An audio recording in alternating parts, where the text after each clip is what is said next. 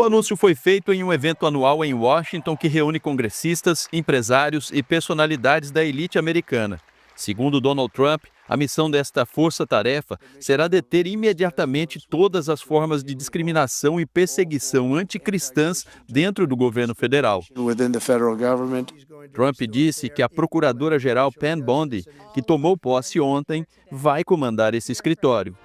No mesmo evento, o presidente também assinou uma ordem executiva para sancionar o Tribunal Penal Internacional por ataques aos Estados Unidos e aliados, como Israel.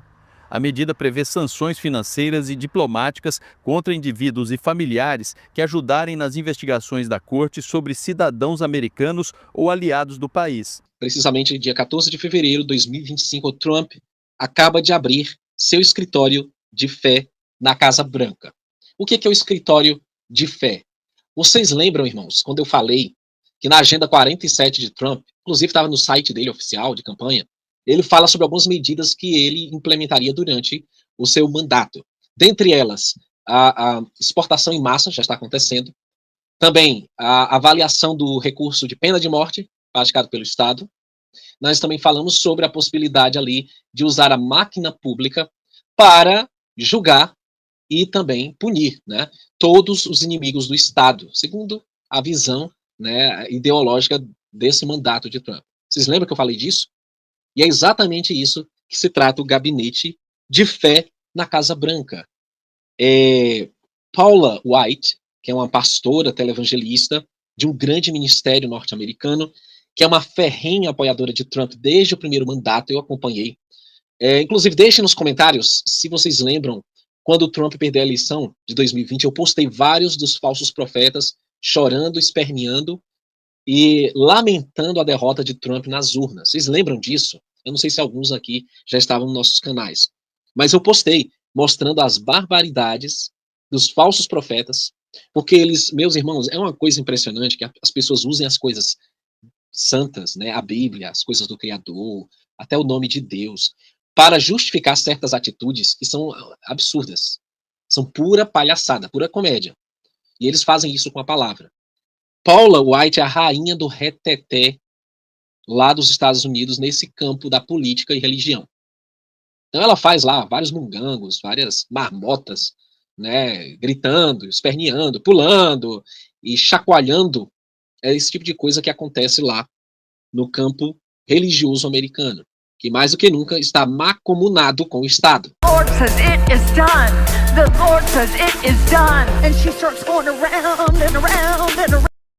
E eu vou explicar para você dentro das Escrituras por que isso é imoral. E literalmente, eu estou usando uma palavra bem light aqui, é imoral diante do céu, imoral diante das Escrituras. Eu vou começar lendo João 18, onde o mestre fala sobre o engajamento dos seus discípulos na política secular. Olha o que ele diz. Ou na tentativa, né, de se levantar contra o Estado, contra as manifestações políticas do seu tempo. Aqui diz assim: respondeu o mestre, o meu reino não é deste mundo. Se o meu reino fosse deste mundo, então os meus servos lutariam. Eu vou parar bem aqui. Se, isso aqui é uma condição, uma suposição hipotética. Se o reino dele fosse deste mundo, ou seja, se realmente ele quisesse estabelecer um reino físico aqui, já na Terra, naquele momento, algumas versões dizem, ainda não é deste mundo, né? Ou seja, será, mas no momento ainda não é, e nem atualmente no século em que vivemos. Então, os meus servos lutariam. O que ele quer dizer com meus servos lutariam? Eles ofereceriam uma resistência física aos soldados, aos governantes, às autoridades que estavam ali constituídas. Então, se fosse o caso, os servos dele reagiriam. Só que ele diz, então os meus servos lutariam para que eu não fosse entregue aos judeus, mas agora o meu reino não é daqui. Então, meus irmãos, o reino do Messias não é comida e nem bebida, mas é na manifestação do poder do Espírito Santo. Não é por força, nem por violência, mas é pelo Espírito do Pai. Não é tomando a bancada mais, vamos assim, mais representativa de Brasília que a igreja vai mudar as coisas. Não é tomando o poder político secular, seja no Brasil, nos Estados Unidos, em qualquer parte do mundo, que o reino vai ser apressado. Não é. O mestre deixou isso claro. E pelo contrário, a Bíblia fala historicamente e profeticamente por que a mistura de política e religião é tão perigosa. É uma fórmula perigosíssima, explosiva. Quando você observa desde os anais da história, quando eles juntavam política com religião, o desastre foi brabo. Vamos começar tomando, por exemplo, quando Israel pediu um rei. Então, eles estavam cansados da teocracia, eles não queriam o Eterno como rei deles. Então eles chegaram para Samuel e disseram, ó, tá velho, teus filhos não seguem os mandamentos, dá-nos um rei para que possa lutar nossas batalhas, seremos como todas as outras nações. E Samuel, entristecido, foi até o Eterno e disse, olha, pai, eles me rejeitaram. O pai disse, eles não rejeitaram a ti, Samuel, rejeitaram a mim.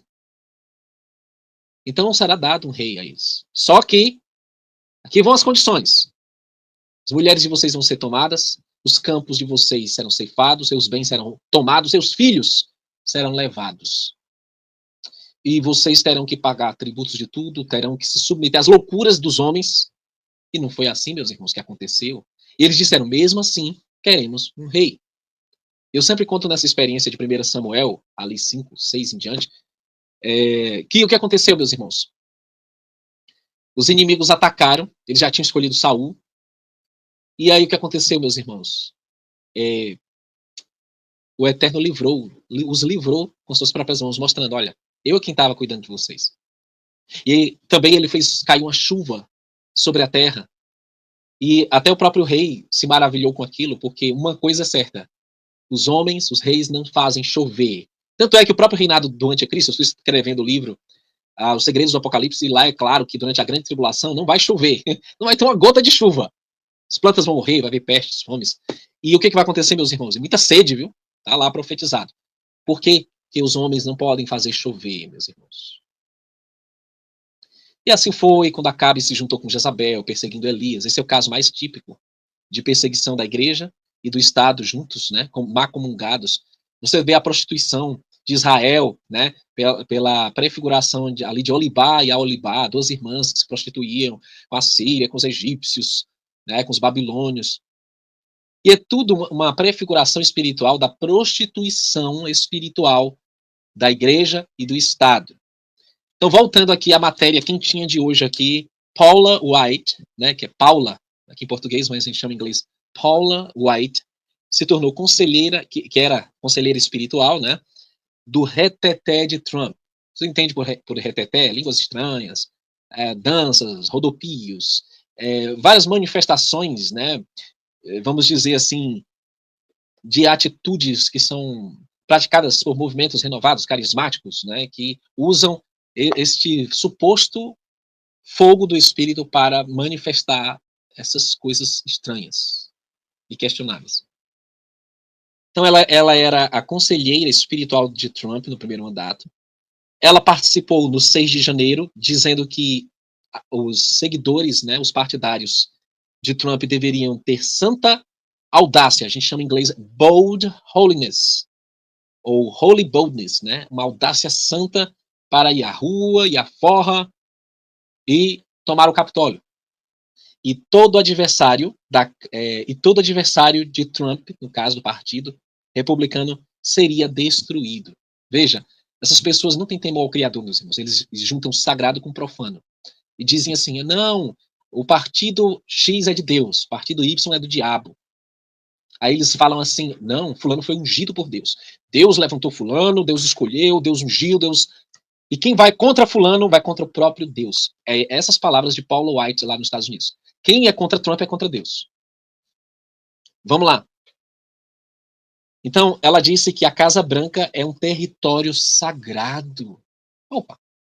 Por que um local de tantos maçons, de tanta maracutaia, de tanta aberração histórica, embora não tanto quanto outros, mas nas escondidas ali tem muita coisa cabulosa, é um território sagrado. É o mesmo que você dizer que aquele ninho de ratos em Brasília é um território sagrado, como muitos já ousaram dizer aqui no Brasil. Teve um que foi até com a Bíblia lá expulsar demônio de Brasília. Irmão, sinceramente, eu não sei se é falta de QI, eu não sei se é falta de discernimento espiritual, eu não sei se é desonestidade mesmo, sabe, para poder manipular as pessoas dentro daquela dialética política, dentro dessa algeriza, sabe, secular, tomar o poder. Inclusive, existe uma teologia totalmente voltada para isso, que é as 7 montanhas de influência, né? A teologia do domínio, você tem que dominar todas as esferas de influência da sociedade, seja cultura, ciência, saúde, política, enfim, a própria esfera da educação, né? E assim por diante. 7 esferas de influência que a igreja tem que dominar.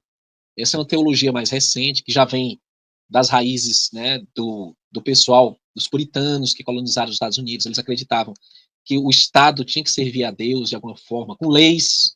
Tanto é que eles estão com algumas leis dominicais e leis sabáticas, e é muito importante compreender isso, porque os adventistas acreditam que vai ter uma lei dominical obrigatória, que vai ser nacional em todo o território americano, que vai para o mundo todo, na união da América Protestante com o papado. Só que agora eles estão propondo também o descanso sabático obrigatório.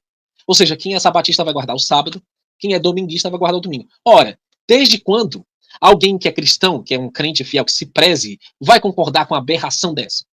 Porque no final das contas, meus irmãos, o fruto da união entre a política e a religião resulta em perseguição. Não foi assim durante a Idade Média, quando a igreja disse que o Estado, que o Império Romano se tornara sagrado, o imperador era ali uma espécie de papa, os cristãos foram considerados aceitos e cidadãos cíveis e religiosos do Estado, e a partir dali, quem estava fora disso era perseguido. E é isso exatamente o que vai acontecer novamente, quando o Estado se une com a religião, e ele vai fazer o que antes faziam com ele vai perseguir. Tanto é que existe uma procuradora-geral que foi nomeada por Trump, uma mulher que se chama Pam Bondi.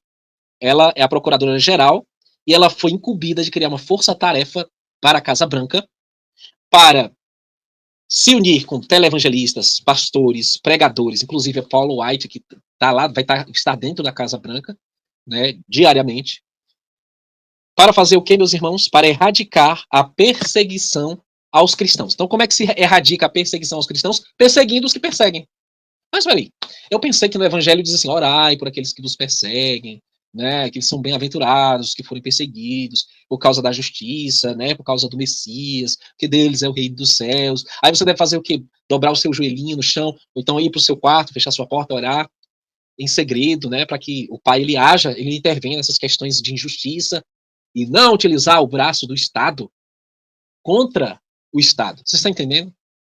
Eu vou já chegar no porquê que Trump está fazendo isso, que alguns acham que ele é cristão ou evangélico. E não é nada disso, tá? Vou já chegar nesse ponto. Então a Pam Bondi vai perseguir, sou bem direto, sabe? Bem incisivo nas coisas. A Pam Bondi vai perseguir os que perseguem os cristãos. Aí diz assim, Mike Johnson, um dos integrantes dessa comissão, né, dessa força-tarefa que foi criada por Trump e Pam Bondi, ele pertence à nova reforma apostólica, que faz parte da Agenda 2025. Eu falei sobre isso também, né, já há algum tempo. O que é a Agenda 2025? A Agenda 2025, meus amados irmãos, nada mais, nada menos é do que tornar o Estado mais conservador e cristão e utilizar os mecanismos do Estado para implementar à força a agenda conservadora e cristã. Simplesmente isso. Isso inclui o quê? Já falei, pena de morte, extração de ilegais, imigrantes. Estamos falando aqui de usar o mecanismo do Estado para perseguir, como ela está criando essa tarefa, né? Para perseguir os inimigos políticos, ideológicos. Nós sabemos que a esquerda tem esse viés, né? Pró-aborto, né? Pró-pedo, não sei o quê, e tantas coisas que envolvem a agenda da esquerda.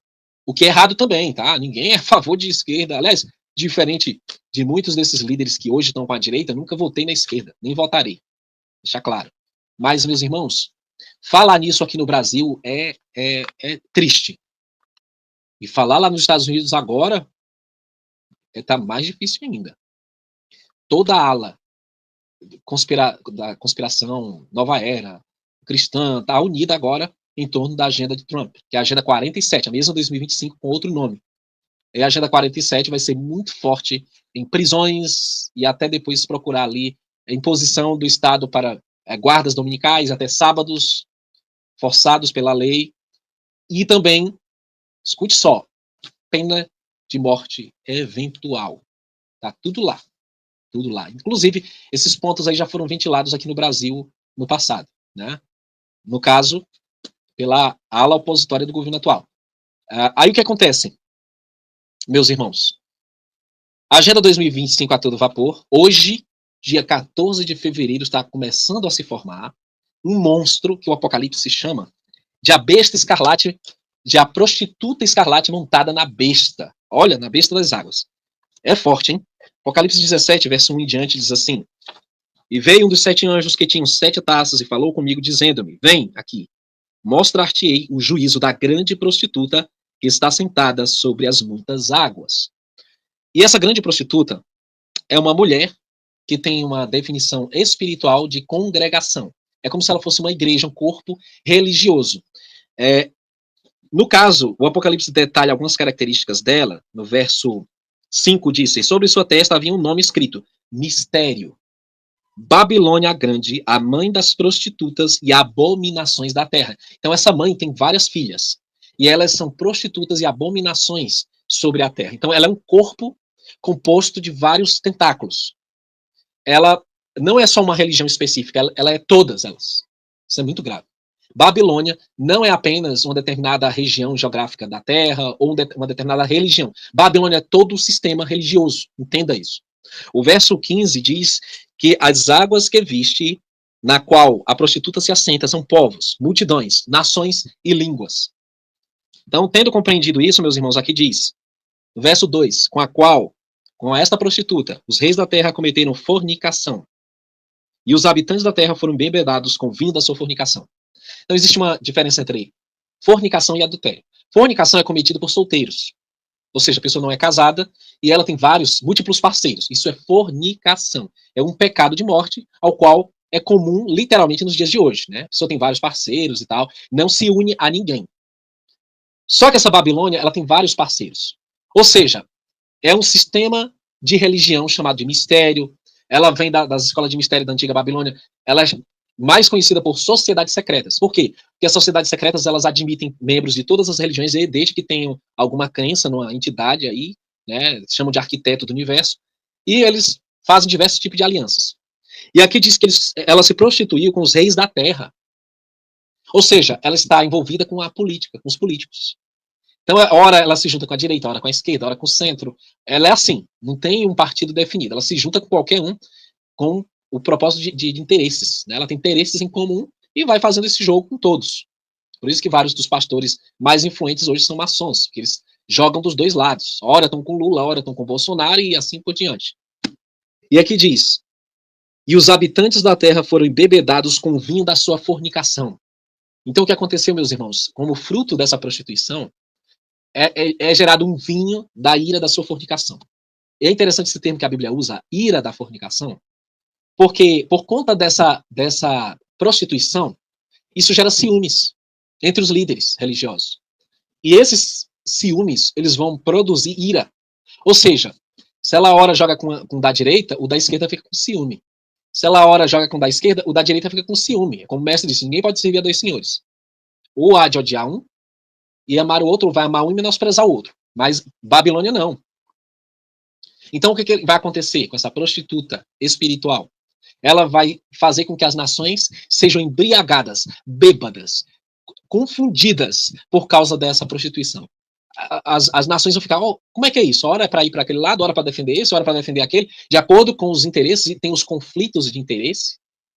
Então, isso gera ira, contenda entre as nações. Por isso que você vê hoje o mundo dividido entre Oriente e Ocidente, comunismo, capitalismo, cristianismo, ateísmo e assim por diante. Catolicismo, protestantismo, que isso gera essa confusão, essa perseguição. Apocalipse 17 vai dizer assim, no verso 3. Aí, assim ele levou meu espírito para o deserto e vi uma mulher sentada sobre uma besta de cor escarlate, cheia de nomes de blasfêmias, tendo 7 cabeças e 10 chifres. E a mulher estava vestida de púrpura, escarlate, adornada com ouro, pedras preciosas e pérolas, tendo um cálice de ouro em sua mão, cheio das abominações e imundícias da sua fornicação. Quando você lê, meus irmãos, Ezequiel 23, descrevendo como é que se dava essa prostituição, no caso falando lá do povo de Israel na antiguidade, você fica enojado. Porque não só ela tinha múltiplos amantes, como ela passou a se prostituir por vontade própria, sem querer nada em troca, simplesmente pelo simples desejo de se prostituir. Então ela ia atrás dos amantes.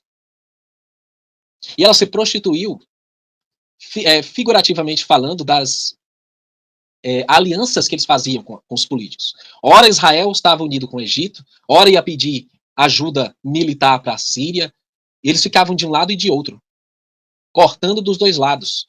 E o que acontecia, meus irmãos? No final das contas, todos esses amantes se voltavam contra ela e a atacavam.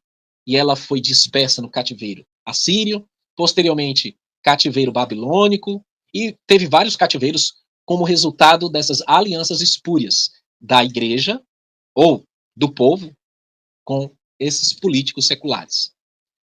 E não sabe qual vai ser o fim dessa Babilônia atual, desse sistema religioso atual? Apocalipse 17 diz assim, olha o que vai acontecer. No verso Apocalipse 17, 16. E os 10 chifres que tu viste sobre a besta, estes odiarão a prostituta, e a deixarão assolada e nua, e comerão sua carne e a queimarão com fogo. Porque o Altíssimo tem posto em seus corações que cumpram sua vontade e concordar, e dar seu reino à besta, até que as palavras do Pai sejam cumpridas. Sabe o que vai acontecer? Essa união da política secular com as religiões, ora evangélica, ora católica, ora budista, ora hinduísta, vai fazer com que os políticos rejeitem essa aliança com esse sistema religioso e vão persegui-lo, vão expor perante as nações as mentiras, as trapaças e todo o jogo de interesses deles e derrubar esse sistema religioso. E sabe quem vai surgir no lugar? O anticristo. É o que está escrito aqui, meus irmãos. O Pai já colocou no coração desses líderes seculares para fazer isso. E é o que vai acontecer aqui no Brasil. O sistema religioso vai ser desmontado, vai ser exposto pelo que ele é. Todas essas alianças políticas que eles têm vão ser expostas, toda a máfia e corrupção, e então o sistema da nova era vai assumir. São os próprios demônios, anjos caídos, aqui é bem pior, hein? Voltando aqui ao que aconteceu hoje. Trump abriu seu escritório de fé na Casa Branca, tá tudo andando conforme, tá tudo dentro da profecia, tudo se cumprindo. Televangelistas, pastores, pregadores vão erradicar, olha a palavra, erradicar. O que é erradicar? Eliminar a perseguição aos cristãos nos Estados Unidos. Trump é cabalista. Não é evangélico. Ele se finge de presbiteriano, mas ele mesmo disse, não é praticante, mal vai aos cultos. Ele se uniu à fé da sua filha Ivanka Trump com Jared Kushner. Eles estão dentro da cabala, da alta cúpula da cabala. Vocês sabem de quê? E o que é interessante nessa alta cúpula da cabala é que ela joga dos dois lados. Eles trabalham com a dualidade, ou seja, você tem que polarizar para chegar no resultado. Então eles querem fazer esse caos nos Estados Unidos, fazer esse tumulto, gerar essa algeriza, esse conflito entre os liberais e conservadores, para fazer o quê? Levar o país a um caos. Derrubar a América. Por incrível que pareça. Vamos lá. O tempo dirá, hein? Aí diz aqui, Trump postou no seu Twitter, antigo X, atual X, antigo Twitter, and God made Trump. Deus fez Trump. Vendeu Bíblias com a sua marca por $60. E desta vez, o apoio evangélico foi ainda maior do que lá em 2016, no primeiro mandato. O Criador anuncia o juízo vindouro sobre Babilônia, a mãe das prostitutas e todo o sistema religioso, do qual muitos de nós aqui já fizemos parte, tá? Eu já fui do sistema religioso, fiz teologia lá, já defendi o sistema religioso, já fiz, um momento da minha vida, eu fiz muita, o que a gente chama de proselitismo, eu fiz muito proselitismo, levei muita gente para o sistema religioso já, mas hoje eu digo para sair dele, porque é o que Apocalipse 18:4 diz, sai dela, povo meu, para que vocês não sejam participantes dos seus pecados. Que pecado? Prostituição espiritual. Igreja e política juntos. E não recebam suas pragas. Então é anunciado o juízo sobre Babilônia. Apocalipse 14 diz assim, no verso 10 em diante sobre o que vai acontecer com esse sistema religioso, sistema político e o sistema econômico. Aqui diz assim, meus irmãos: seguiu-os o terceiro anjo dizendo em alta voz: se algum homem adorar a besta, sua imagem recebe sua marca, sua testa ou na sua mão. Este beberá o melhor. Deixa eu voltar para a segunda mensagem do anjo de Apocalipse 14, que é referente à Babilônia. Ela cai antes da besta. Então, Apocalipse 14, 8 diz: seguiu outro anjo dizendo: Babilônia caiu, caiu, aquela grande cidade, porque ela fez todas as nações beberem do vinho da ira de sua fornicação. Então, a queda de Babilônia é anunciada em dose dupla. Caiu, caiu. Cai a mãe, cai as filhas. A grande Babilônia que deu a todas as nações a beber do vinho da sua prostituição. Jeremias 50 fala da queda da antiga Babilônia, que é exatamente nos moldes da queda da Babilônia atual. Diz assim: o que foi, será, o que foi feito, será feito, não há nada novo debaixo do sol. Diz assim, em Jeremias 50, olha como é forte, porque a palavra que o Altíssimo falou contra a Babilônia e contra a terra dos caldeus, por intermédio de Jeremias o profeta: declarai vós entre as nações, e divulgai, erguei um estandarte, divulgai, não ocultai, dizei: Babilônia tomada, Bel está perplexo, Merodach está quebrado em pedaços, seus ídolos estão perplexos, suas imagens estão quebradas em pedaços. Porque do norte sobe uma nação contra ela, a qual desolará sua terra, e ninguém lá habitará. Eles removerão dali tanto homem quanto animal. Naqueles dias e naquele tempo, o Altíssimo diz: os filhos de Israel virão, eles e os filhos de Judá juntamente, indo e chorando, eles irão e buscarão o Altíssimo, seu Criador. Perguntarão o caminho para Sião, com suas faces naquela direção, dizendo: vinde, unamo-nos ao Altíssimo em perpétuo pacto, que não será esquecido. Aí ele vai e diz no verso 8: fugi do meio de Babilônia, e saí da terra dos caldeus, e sede como os bodes adiante dos rebanhos. Porque eis que eu farei surgir, e farei se levantar contra a Babilônia uma assembléia de grandes nações da região do norte, e eles por-se-ão em ordem contra ela. Dali ela será tomada, suas flechas serão como as de um homem poderoso especialista, nenhuma tornará vazia. Caldeias serão despojo, todos os que a despojarem estarão satisfeitos, diz o Altíssimo. Porque vos alegrastes, porque vos regozijastes, ó vós destruidores da minha herança, porque vós sois fartos como a novilha na grama, e mugis como touros. Então, meus irmãos, a Babilônia cairá, a Babilônia geral, que ali foi o reino da Babilônia. Agora, estamos falando de todo o sistema montado. Um sistema que é descrito em Apocalipse 18, que tem aliança com os grandes homens da terra, os mercadores, que faz comércio de todo tipo de produtos e mercadorias. Um sistema que abrange toda a dominação estrutural da terra. Todo o sistema político, o sistema, aliás, o sistema religioso, que é a base de todo ele, porque é a partir da religião que você controla as multidões, as grandes nações da terra. 2 bilhões de pessoas são controlados pela religião do Islã. Quase 2 bilhões de pessoas também são controlados pelas religiões cristãs. E o restante são uma miscelânea de outras religiões que dominam grupos, aqui e ali. E aí, meus irmãos, a verdadeira religião, que é visitar órfãos, viúvas, se mantém contaminado da corrupção deste mundo, é deixada de lado. E religião, em essência, é religar sua comunhão com o Criador, e não com o sistema religioso. Não é fazer parte de uma denominação, é você ser a congregação do Messias. Pois onde estiverem 2 ou 3 reunidos no seu nome, ele se faz presente. Seja debaixo de uma árvore, em um barco, em um deserto, em uma casa, em qualquer lugar. Você é congregação do Pai. Os verdadeiros adoradores são os que o adoram em espírito e em verdade. Assim está em João capítulo 4. Então o Pai está chamando o remanescente dele para sair dessa Babilônia, porque ela vai cair. São 14 anos anunciando a queda de Babilônia, meus irmãos. Ela vai cair. É uma questão de tempo. Não vai demorar. Então, meus irmãos, a coisa é séria. Coisa é séria. Os próximos tempos prometem. E você realmente vai contemplar com os teus olhos a queda e a destruição de Babilônia. E os céus vão se alegrar, os santos foram perseguidos, e todos aqueles que sabem o que é de fato a Babilônia. Shalom, shalom, a paz seja com todos. Vamos permanecer na fé, na esperança, no amor do Pai, porque a vitória é dos servos do Pai, aqueles que temem e o amam. Assim começa a história não contada do universo.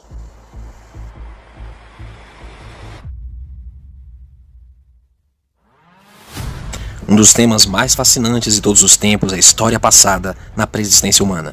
A história não contada do universo é uma jornada investigativa para resgatar a verdade sobre os acontecimentos que transcorreram nas dimensões superiores, antes da criação. Esta é uma obra que visa reunir os fragmentos das Sagradas Escrituras e alguns livros apócrifos que estão em total harmonia com esta revelação. Levaremos em conta o que as tábuas celestes do firmamento expressam sobre esta visão. A precessão das eras foi meticulosamente demarcada pelos ponteiros do relógio celeste.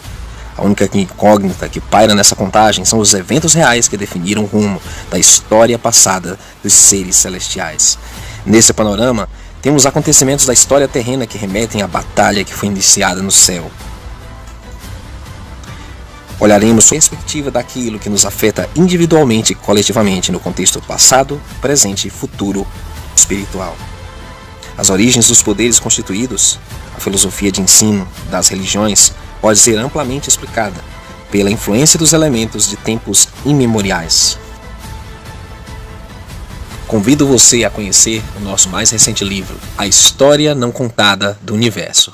Peça seu exemplar pelo site escriturajemimagomes.com.